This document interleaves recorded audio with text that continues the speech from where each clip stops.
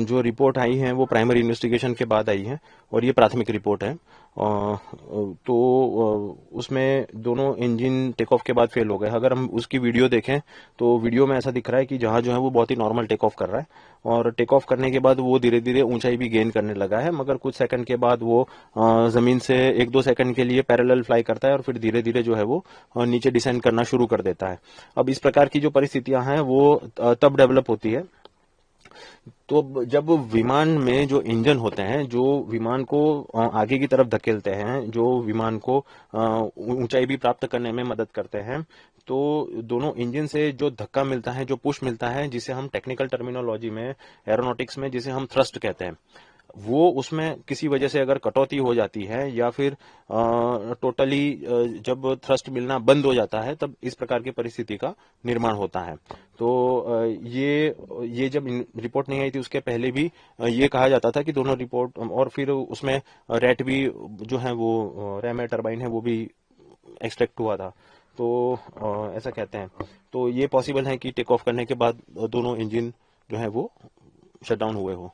मैं fuel cut off switch के बारे में टेक्निकली बताना चाहूंगा। जैसे कि आप यहाँ पर अब देख सकते हैं कि जो 2 सीट के बीच में, पायलट की जो 2 सीटें होती हैं उसके बीच में, यहाँ पर बीच में थ्रॉटल क्वाड्रेंट नामक एक प्रणाली है। थ्रॉटल क्वाड्रेंट का मतलब जो इंजन को नियंत्रित करती है, तो जिसमें ये इसे हम थ्रॉटल कहते हैं। जैसे कि ये हम बोइंग 737-200 प्रकार के विमान में है। तो ये जो प्रणाली है ये इंजन के जो है वो स्पीड को बढ़ाती है, कम करती है, इंजन को फ्यूल को बढ़ाती है, कम करती है। नीचे की तरफ जो है वो that is a fuel cut off switch. अब ये मैं जैसे कि बताया कि हम बोइंग 737-200 में है। जो ड्रीम लाइनर है, जो विमान दुर्घटना जो क्रैश हुआ है, उसका जो शेप होता है, उसमें जो ये फ्यूल कट ऑफ स्विच है उसका शेप थोड़ा सा अलग है। तो जैसे कि ये स्विच को अगर ऑपरेट करना है तो वो स्विच को उसका जो उसमें जो शेप है वो इसके सिमिलर जो शेप है वो उसमें वो यहाँ पे इस प्रकार की स्विच दी हुई है।